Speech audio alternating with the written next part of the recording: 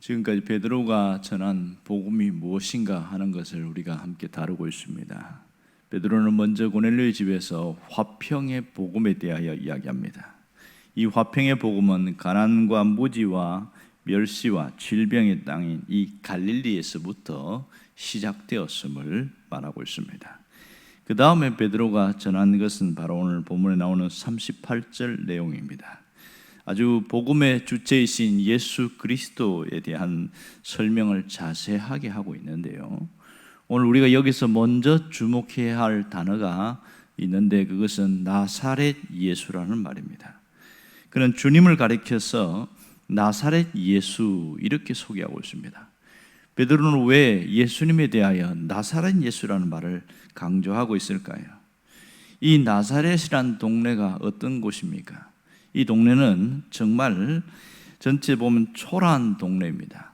그에 비해서 갈릴리에서 가버나움은 그 화려한 동네고 대도시라고 할 수 있습니다. 그나마 갈릴리에서 가장 큰 도시가 가버나움이니까 차라리 가버나움 예수 이렇게 하는 게 더 좋지 않았을까 이런 생각도 하게 됩니다. 그럼 무슨 일이 있길래 나사렛 예수로 했을까? 이 나사렛에 산다 그러면 사람들이 비웃습니다. 심지어 빌립의 친구인 나다나엘이 그가 누구냐 어디에 사냐 물었더니 나사렛에서 산다 그랬더니 나사렛에서 무슨 선한 것이 나올 수 있겠느냐 이렇게 비웃을 정도로 그만큼 나사렛은 무시받는 그런 동네였습니다. 왜 베드로는 나사렛이라는 이 단어를 강조했을까요? 그것은 구속사적인 면을 먼저 볼 수 있는데요, 그것은 바로 구약의 예언대로 오신 메시아이기 때문에 이것을 강조하고 있습니다. 구약에 어디에도 보면 이 말씀을 성취하기 위해서 나사렛으로 가셨다, 이 단어는 사실 나오지 않습니다. 그것은 신약의 마태복음 2장 23절에 나사렛 동네에서 가서 사니 이는 선지자로 하신 말씀에 나사렛 사람이라 칭하리라 하심을 이루려 하십니다, 이렇게 말합니다. 그런데 이 구약에 보면 나사렛이란 단어는 정확하게 나오지 않습니다. 그러나 그 단어의 뜻이 정확해요. 가난한 자, 불황자, 그런 뜻을 갖고 있습니다. 이 동네의 뜻 이름처럼 그곳은 정말 그랬어요. 그리고 예수님이 오신 목적이 여기에 보면 지명보다는 예수님의 사역에 집중되어 있습니다. 이 예수님은 가난하고 버려진 그런 곳에 오셨고 철저하게 낮아지심을 보여주었기에 나사렛이라 칭함을 받으리라 이렇게 얘기하고 있는 것이죠. 두 번째는 당시의 문화적 배경을 한번 살펴볼 필요가 있습니다. 그 당시에 보면 그 성이 없어요. 우리나라처럼 성을 붙이고 그렇게 하지 않고 이름을 붙이는데 너무 동명이인이 많은 거예요. 그래서 구별하기 위해서 쓰는 것이 지명을 붙이거나 아니면 부모의 이름을 갖다 붙이는 경우가 굉장히 허다했습니다. 비근한 예로 예수님의 제자 중에서 유다가 둘이 있습니다. 그래서 한 사람은 가룟성에서 살기 때문에 가룟 유다다 이렇게 표현을 하고 있습니다. 그리고 시몬도 둘이에요. 보면 베드로도 시몬이고, 그래서 베드로와 구분하기 위해서 셀롯인 시몬 이렇게 구분하고 있습니다. 다윗에 대해서도 당시에 보면 다윗이라는 이름이 허다하게 많았거든요. 그래서 이새의 아들 다윗 이렇게 표현합니다. 그만큼 같은 이름이 반복되었습니다. 예수라는 이름 자체가 구원자라는 뜻이거든요. 그러니까 예수님이 오시기 전에도 예수라는 이름을 가진 자들이 많이 있었습니다. 특별히 예수님이 부활 승천하신 이후에는 예수라는 이름이 훨씬 많아졌습니다. 희한한 현상이죠. 그들과 구별하기 위해서 나사렛 예수라는 단어를 쓰고 있는 것이죠. 여기에는 또 다른 깊은 의미가 있는데, 나사렛 예수라는 말은 그분이 하나님이라는 것보다 인성을 가진 분, 사람으로 오신 분인 것을 강조하고 있습니다. 이것이 세 번째 특징이지요. 성자 하나님 이렇게 하지 않고 예수님을 하나님의 아들 이렇게 말하기보다는 나사렛 예수다. 그것은 예수님의 인성을 먼저 강조하고 있는 부분입니다. 그분은 이 땅에 임마누엘 하나님으로 오셨지만 베드로는 이 고넬료의 집에서 복음을 전하면서 나사렛 예수다 이 말을 강조한 것은 굉장한 의미가 있습니다. 그것은 우리와 똑같은 인간의 모습을 갖고 계신다 이런 뜻이지요. 슬플 때 함께 슬퍼하고 기쁠 때 기뻐하고 또 배고플 때 함께 굶고 잠도 못 자고 하는 똑같은 모습이다. 만일 하나님으로만 오셨다면 우리가 그분을 닮아갈 수 있는 것은 불가능하다 그렇게 이야기합니다. 뱁새가 황새를 따라갈 수 없는 것처럼 인간은 하나님을 닮는 것은 불가능합니다. 그러나 그분이 인간으로 오셨기 때문에 우리가 그분의 성품과 그분의 모습을 충분히 닮아가려고 애쓰고 또 그렇게 닮아가는 분들이 많더라 그런 얘기합니다. 이 성자 예수님이 나사렛 예수로 오셨다는 것이 첫 번째 특징이고요. 또 베드로의 복음 속에서는 그분이 무슨 일을 했는가 그 얘기를 하고 있습니다. 두 가지를 이야기하고 있는데요.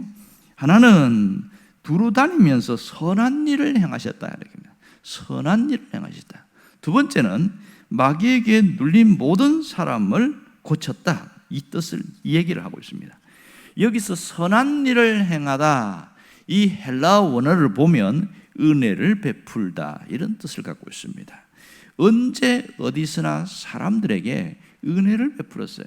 우리가 알다시 마가복음 6장에 보면 예수님이 쉬기 위해서 베세다 들판으로 갔어요. 제자들과 함께 갔는데 거기에 사람들이 어떻게 알고 수많은 사람들이 왔는데 수만 명이 왔지요.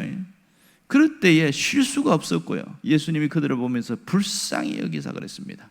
불쌍히 여기서 그들에게 말씀도 전하시고 또 치유도 하시고 이런 일들을 했습니다. 은혜를 베푸는 장면이 바로 잘 나오고 있지요. 그 다음에는 여기 보면 모든 마귀에게 눌린 사람들을 다 고치셨다 이런 얘기를 하고 있습니다.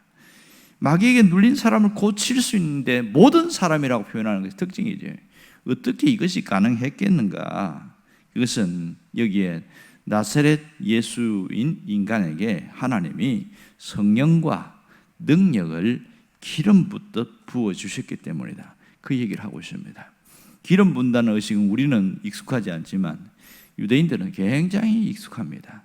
왕에게, 제사장에게, 선지자에게 세울 때는 반드시 올리브유로 기름을 붓는 의식을 행함으로써 드디어 그 직분을 감당할 수 있게 되었습니다. 그런데 성령과 능력으로 기름을 부었다. 이것은 하나님이 직접 행하신 그 호칭이며 사역에 대한 인정이라는 것을 알 수 있습니다. 이 38절에 보면 하나님이 나사렛 예수에게 성령과 능력을 기름 붓듯 하셨음에 그 다음에 사역 두 가지 이렇게 나옵니다. 그런데 그 이후에 어떻게 이러한 일이 있었는가? 자 보세요. 하나님이 함께 하셨어요. 나사렛 예수와 라는 이름을 가진 그분에게 성령을 기름 부으셨어요. 이 일 속에서 어떻게 그 사이에 무슨 일이 벌어졌길래 그게 가능했는가? 맨 마지막에 보면 하나님이 그와 함께 하셨다고 그랬어요. 그것은 예수님이 하나님이시지만 인간으로 오심으로써 뭘 했냐면 공생의 사역 속에 끊임없이 하나님께 대한 자기 의탁이 있었기 때문에 그렇습니다. 늘 하나님 앞에 온전히 자신을 의탁하심을 우리에게 보여주셨습니다. 그래서 그는 은혜를 베푸는 자로 살았고 치유자의 삶을 살 수가 있었습니다. 여기서 우리에게 깨닫게 해주시는 놀라운 교훈들이 있습니다. 먼저 하나는 그리스도인들은 이 나사렛이라는 이름을 가진 자들이다. 이것을 잊지 않아야 됩니다. 나사렛이라는 이름을 가졌다. 무슨 말입니까? 내가 예수를 믿었을 때에 세상의 사람들로부터 예수쟁이라는 말과 비아냥과 비웃음이 있을 수 있음을 인정하고 가라는 겁니다. 예수를 믿었기 때문에 때로는 억울한 일도 당할 수 있고 불이익도 당할 수 있다는 것을 인정하라는 것이죠. 예수 안 믿는 사람과 똑같은 모습으로 인정받으려고 하다 보니까 화가 나고 자존심이 상하는 겁니다. 본래 우리가 나사렛 그리스도인이라는 것을 알아야 됩니다. 또 하나는 우리 자신이 하찮은 인간에 불과하지만 주님을 본받는 자로 살아가게 될 때에 치유하는 자의 삶을 살 수 있겠다는 겁니다. 어떻게 그게 가능하냐? 그것은 우리 몸을 온전히 하나님께 의탁할 때에 가능하다는 겁니다. 왜요? 온전히 의탁하게 되어지면 하나님이 우리에게 성령과 능력을 기름 붓듯 하시기 때문입니다. 예수님을 통하여 이 모습을 보여주셨고 그 삶이 우리에게 똑같이 나타나기를 원하고 있습니다. 그래서 마귀에게 눌려있고 사탄의 지배를 받고 있는 그들로부터 이끌어내는 그런 역할을 할 수 있도록 우리에게 그 능력을 함께 주신다는 겁니다. 조건은 온전히 그분께 자신을 의탁할 때, 자기 의탁이 있을 때 가능한다는 것을 알아야 됩니다. 그러므로 우리가 이러한 그리스도인으로 살아가기 위해서 정말로 능력과 모든 것이 나타날 수 있는데 이것이 나타나려면 딱 한 가지만 주의하면 됩니다. 그것이 뭔지 아세요? 욕망의 늪으로 끌고 가려고 하는 마귀의 유혹에 속지 않으면 됩니다. 이것은 주님도 그렇게 하셨고 그래서 직접 보여주셨습니다. 마귀는 늘 예수님도 그랬고 우리 자신도 그러고 우리를 욕망의 늪으로 끌고 가려고 합니다. 우리가 잘 알고 있듯이 예수님이 40일 금식한 이후에 천사가 먼저 찾아오지 않았어요. 마귀가 먼저 찾아왔습니다. 세 가지 시험한 것은 우리가 살고 있는 인간에게 시험하는 것 똑같습니다. 그 세 가지 시험의 떡 문제는 물질 문제입니다. 물질에 대한 시험이었습니다. 그리고 두 번째 시험은 높은 꼭대기에서 뛰어내라는 것은 명예에 대한 시험입니다. 세 번째는 천하만국을 보여주면서 절하라고 하는 것은 권력에 대한 시험이요 유혹입니다. 우리가 세 가지 이 모든 것에 끊임없이 유혹을 받고 있어요. 물질에 대한 유혹, 그리고 이 권력에 대한 것, 명예에 대한 것, 이것은 인간이 갖고 있는 본질적인 유혹과 욕망이라는 것을 알 수 있습니다. 이러한 일은 예수님만 당한 것이 아니고요. 인간이 타락할 때 가장 먼저 여기 있었잖아요. 마귀는 우리가 신앙적으로 사는 걸 원치 않습니다. 성령과 능력으로 사는 것을 원치 않습니다. 그저 욕망의 노예가 되어서 거기에 끌려다니는 삶을 살다가 그렇게 가기를 원하고 있습니다. 비록 신부는 그리스도인이고 하나님의 자녀라고 하지만 삶에 대해서는 끊임없이 집요하게 우리를 이끌고 있습니다. 그래서 많은 분들이 예수를 믿었고 은혜를 받았지만 하나님을 영화롭게 하지 못하고 살아가는 이유는 이 세 가지 유혹으로부터 이겨내지를 못하고 있기 때문에 그렇습니다. 그러므로 자기 욕망을 짓누르지 못하고 자기 자신을 억압하는 모든 것에부터 벗어나지 못하는 자는 한평생 유혹에 흔들리고 넘어지고 자빠지고 그리고 정신 차렸다가 또 넘어지고 사사시대의 그 사람들의 모습을 반복하며 살아갈 때가 많습니다. 사사시대 보면 우리가 보면 이 사람들 왜 그러나 그렇게 하지만 같은 일을 무려 7번씩이나 반복하는 그들을 보세요. 하나님이 은혜를 베풀어 주었어요. 평안한 삶이 이루어집니다. 그랬더니 하나님을 더 잘 섬기는 게 아니고 사사가 죽은 이후에 자기 욕망에 이끌려서 살고 그래서 타락하기 시작합니다. 타락했지만은 어떤 일이 벌어집니까? 외부의 세력에 의해서 지배를 받고 뺏기고 힘듭니다. 이게 점점 가중되어지니까 살 수가 없는 거예요. 죽을 것 같아요. 그때서야 하나님께 일제히 그렇게 살려달라고 기도합니다. 그랬을 때 하나님은 또 사사를 보냅니다. 사사를 통해서 구원해서 하나님의 백성답게 살 수 있도록 모든 형편이 나아지게 합니다. 때로는 30년, 때로는 40년 혹 그 이상으로 가기도 합니다. 그러다가 사사가 죽으면 또 같은 일을 반복하는데 어찌 보면 한 사람의 우리가 살아가면서 예수를 믿었는데 하나님이 은혜 주셨어요. 그 삶이 좀 평안해지기 시작해요. 그런 평안한 삶 가운데 평안하니까 굳이 내가 이렇게 꼭 살아야 되나 그런 생각이 들어오면서 세상 사람들이 부러운 거예요. 자기 욕망에 끌려 사는 사람들이 너무너무 행복해 보이는 거예요. 그래서 자기도 모르게 이끌려가는 경우가 있어요. 원해서 가는 사람보다는 이끌려가는 거죠. 누군가가 와서 야, 같이 함께 하다 보니까 타락한 삶이 자기 속에 있는 거예요. 괜찮겠지 뭐 그렇게 하고 반복되는데 어느 날 어려움을 당하기 시작합니다. 그것이 질병의 문제이든지 그것이 경제적인 문제든지 아니면 자식이나 남편의 문제든지 자꾸 이상한 일들이 자꾸 생기기 시작하는 거예요. 그래서 갈등하죠. 고민하고 하나님 이거 해달라고. 끊임없이 이것이 해결이 안 되어질 때 그때 정신 바짝 차립니다. 내가 잘못해서 그렇구나 하고 하나님께 매달립니다. 하나님 앞에 정말 간절히 매달리는데 작정 기도도 하고 뭣도 하고 막 그렇게 하다 보니까 하나님이 결정적으로 받고 나서 구원의 역사가 일어나요. 그러면 그 은혜 속에서 평생 감사하며 살아야 되잖아요. 은혜가 떨어지면 또 다시 옛날로 돌아가는 그것이 사사시대의 삶이 우리 삶 속에 평생 동안 반복되어집니다. 그것을 이기고 견딜 수 있는 것은 욕망의 유혹으로부터 자기를 지켜내는 것입니다. 예수님처럼 내가 내 삶을 온전히 하나님께 의탁하게 되어질 때 그 늪에서부터 빠져나오게 되어지고 하나님을 영화롭게 하면서 살아가면서 가치 있는 인생을 살게 되더라는 겁니다. 우리가 이 말씀을 듣게 하는 이유가 무엇입니까?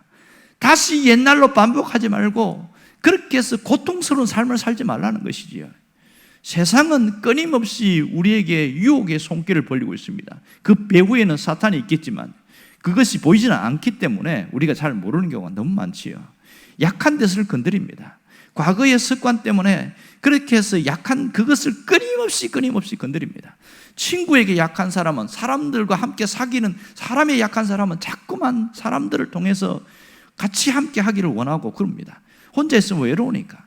어떤 경우는 물질적인 것으로 건드리고 있습니다. 약하니까 끊임없이 흔들어 놓는 거예요. 사람들의 말에 또 살짝 잘 넘어가는 사람들은 그것으로 또 건드리는 거예요. 내가 약한 것을 알고 그 약한데 성령의 기름이 부어지도록 하나님의 능력이 부어지도록 간절히 기도해야 됩니다. 그래야 약한 것이 강함이 되어지고 오히려 하나님의 능력이 나타납니다. 약하다고 해서 다 무서운 게 아니에요. 성령께서 역사하실 때는 그것이 그 약함이 강함이 되어집니다. 그러므로 우리가 순간마다 하나님의 능력이 아니면 우리는 언제나 쓰러질 수밖에 없어요. 그러므로 자기 의탁이 있는 삶을 살면 내가 이길 수 있습니다.